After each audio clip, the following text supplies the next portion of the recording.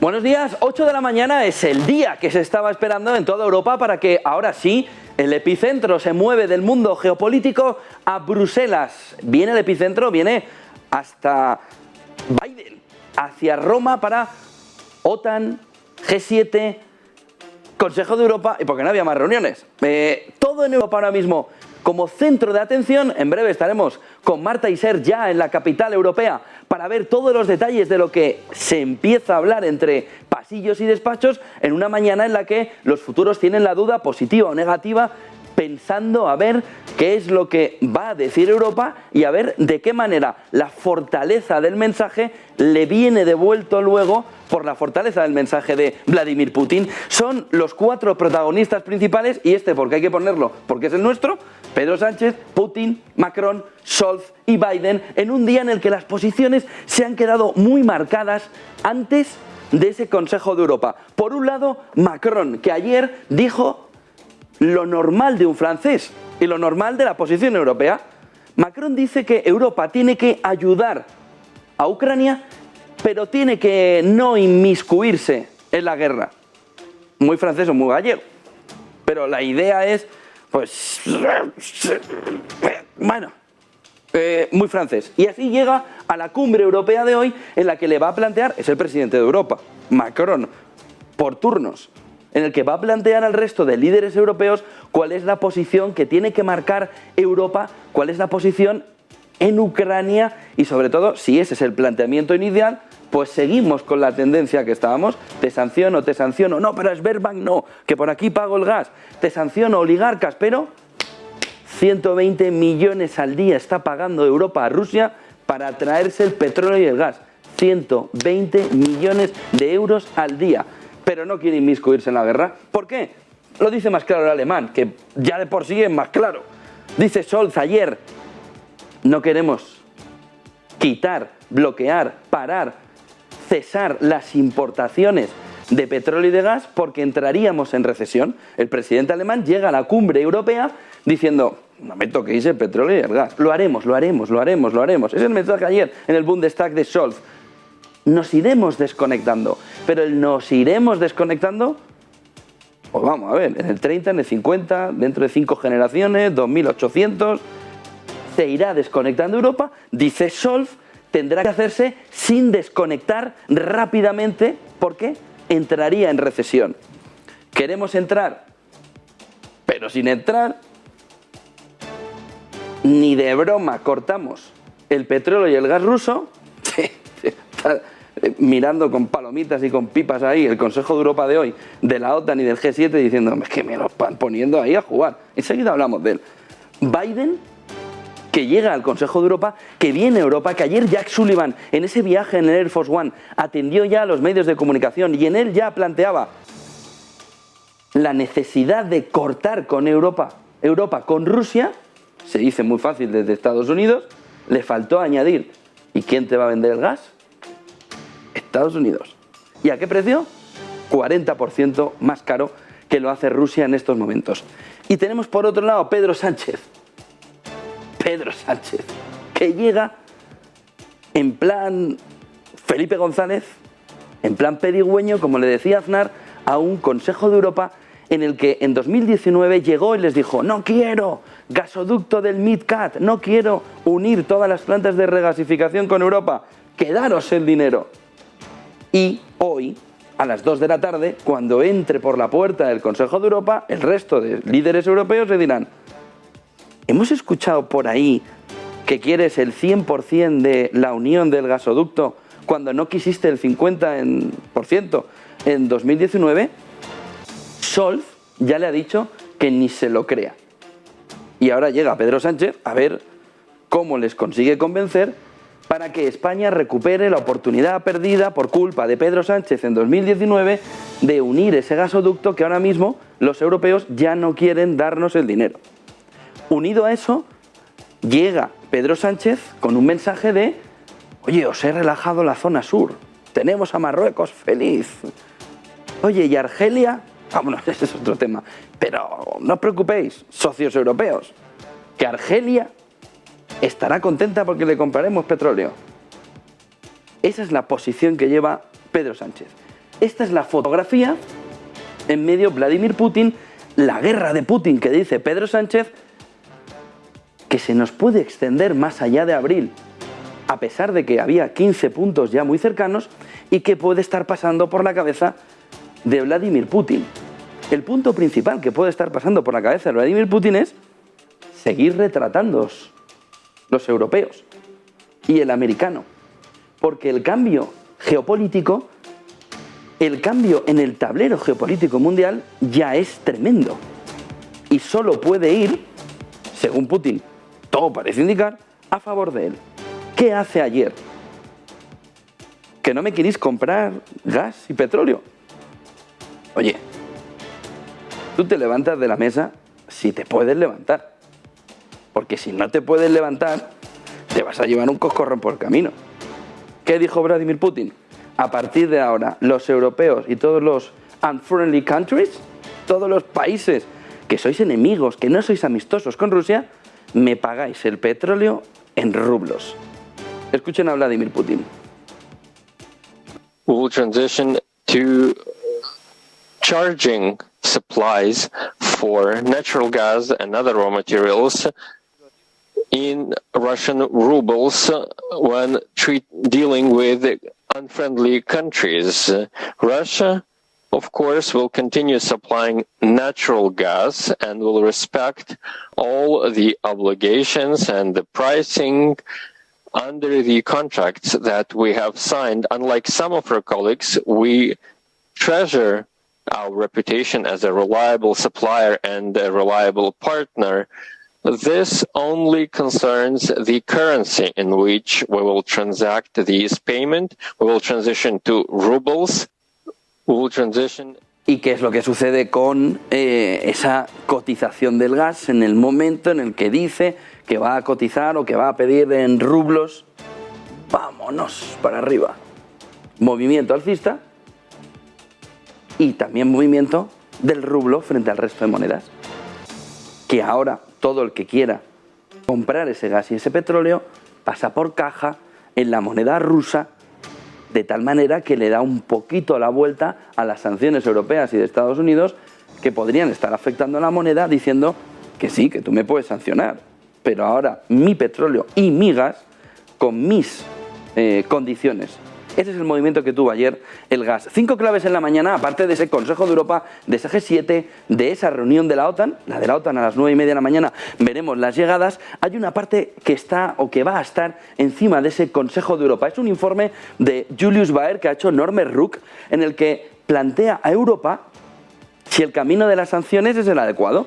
Y lo que le dice a Europa Julius Baer a través de su analista Robert Ruck es que los aranceles al petróleo ruso tendrían y funcionarían mejor que las sanciones y permitirían que no hubiese cortes en la llegada del suministro, sino que todo fuera más armónico, según Julius Baer, con unos aranceles puestos.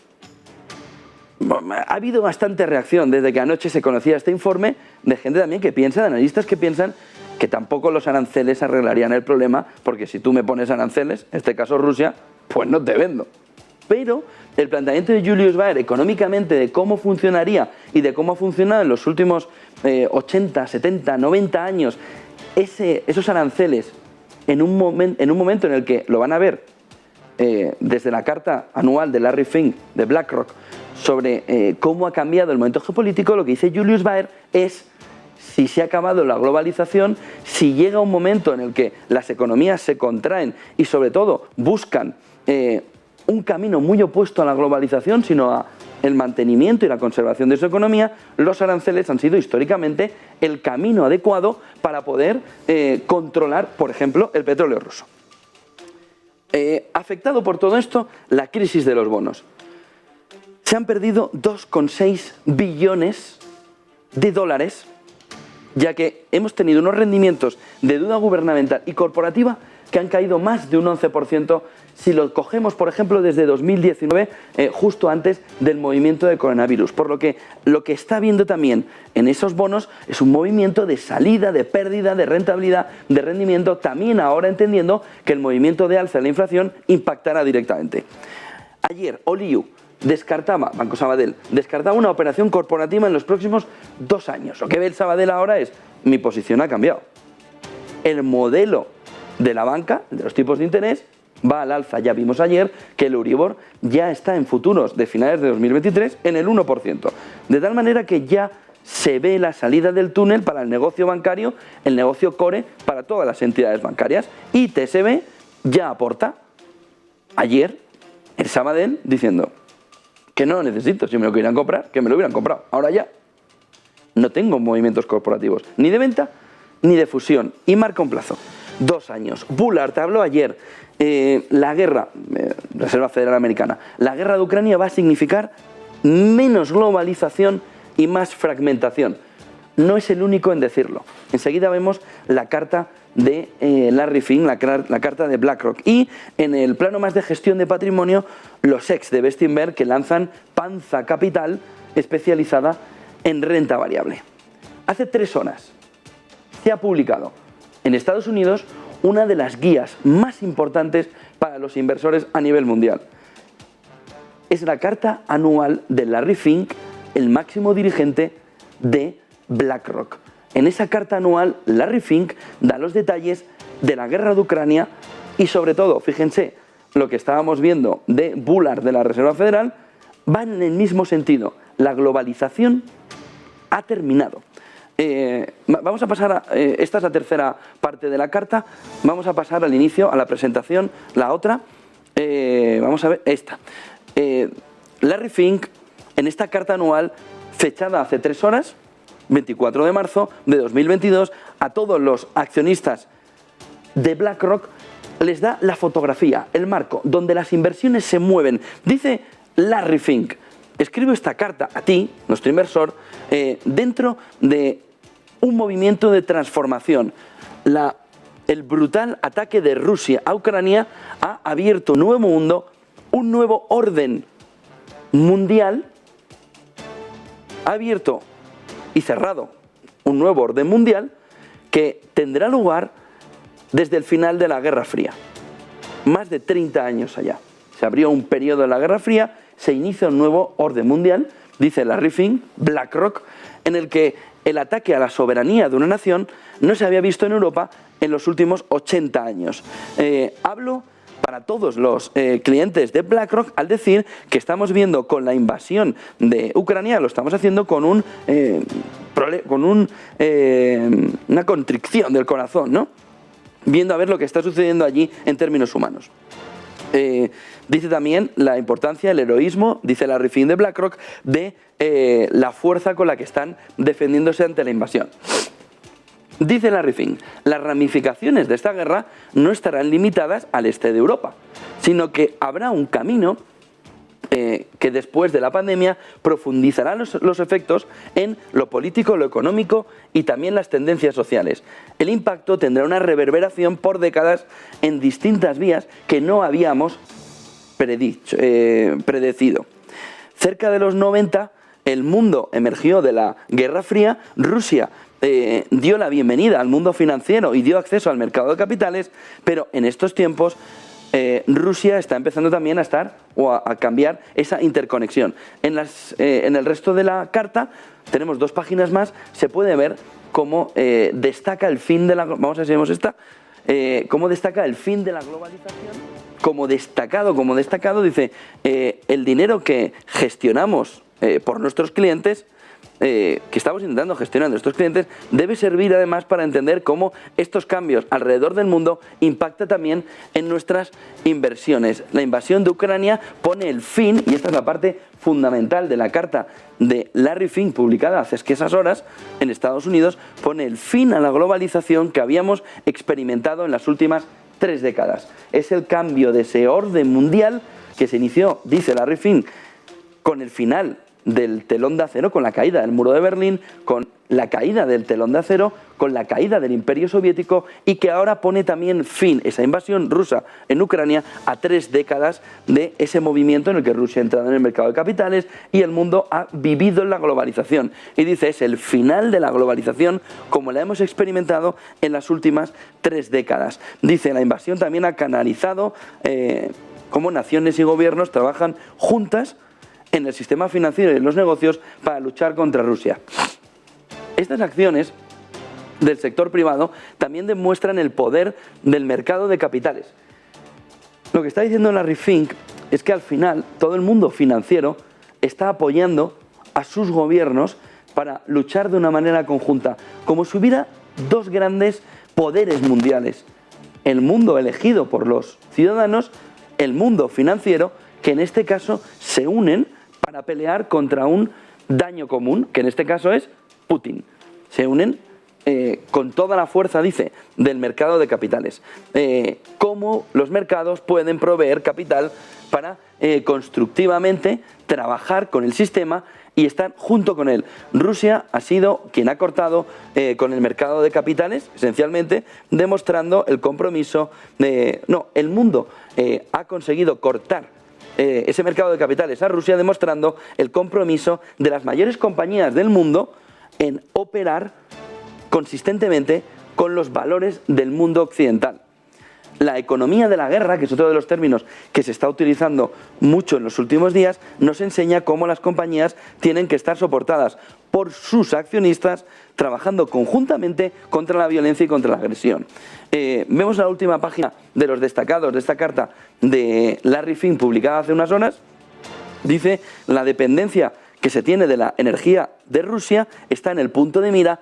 Compañías y gobiernos trabajan de la manera en la que puedan reducir esa dependencia. Y aquí entra todo el mensaje de la energía limpia, de qué manera tanto Alemania, que ya ha publicado o que ya ha puesto en marcha un plan de energías renovables, como el resto de países de Europa, dice las compañías tienen que liderar también ese cambio, esa transformación, tal y como México, Brasil o Estados Unidos o sudeste asiático está intentando también salirse de esa dependencia.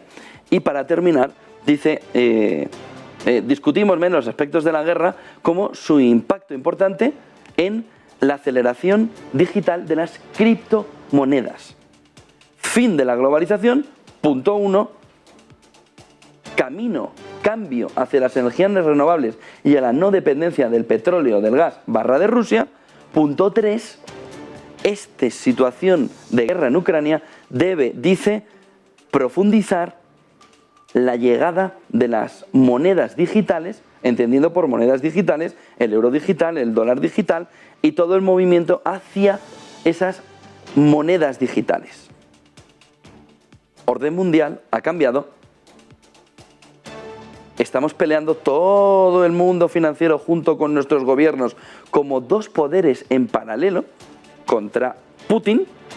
Hagan ustedes las interpretaciones. Orden mundial, dos poderes en paralelos peleando contra Putin en esta guerra. Transformación digital, transformación energética, llegada de las criptomonedas, fin de la globalización tal y como la hemos conocido. 8:18, esta es la fotografía que necesita para comenzar el día y ver por dónde van los negocios. Esa carta de Larry Fink les recomiendo que la tengan ya impresa o no, para leerla en detalle, porque va a marcar las claves de la inversión en el corto, medio y largo plazo después de la guerra en Ucrania. 8:19, Eva Villanueva.